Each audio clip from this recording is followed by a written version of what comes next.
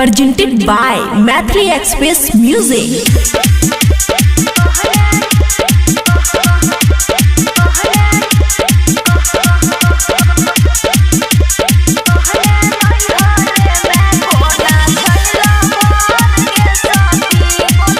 खुशी recording studio बलुआहा।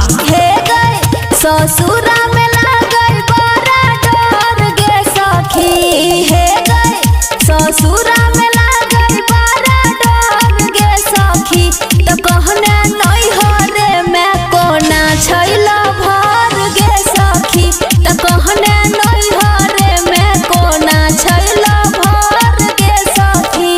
होई नहीं तनियोटा हमारा सबर गे सखी, होई नहीं तनियोटा हमारा सबर गे सखी, तो कहने नैहरे में कोना छैला भर गे सखी, तो कहने नैहरे में कोना छैला भर गे सखी। बोले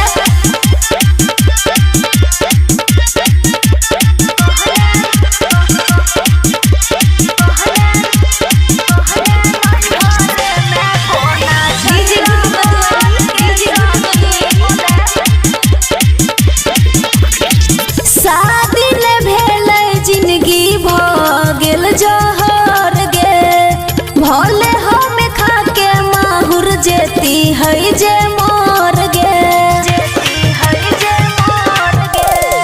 शादी ने भेलै जिंदगी भ गेल जहर गे, भले हम खाके माहुर जेती है जे मर गे।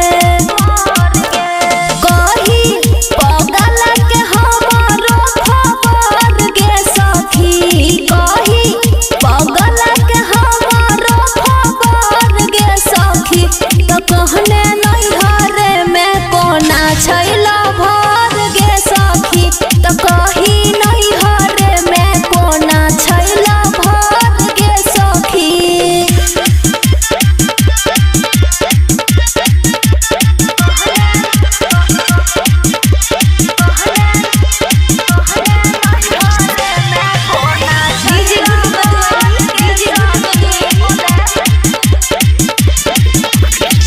नीक न मिलल सखी हमारो मरद गे, बुझै न हमर कहियो दिल के दर्द गे,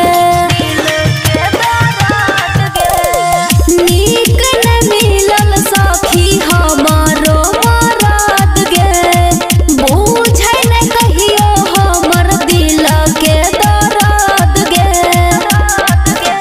कहियो हाँ सोने बोलो जी भर गे सखी, कहियो हाँ सोने बोलो जी भर गे सखी, तो कहने नैहरे में कोना छैला भर गे सखी, तो कहने नैहरे में कोना छैला भर गे सखी। खुशी रिकॉर्डिंग स्टूडियो बलुआहा।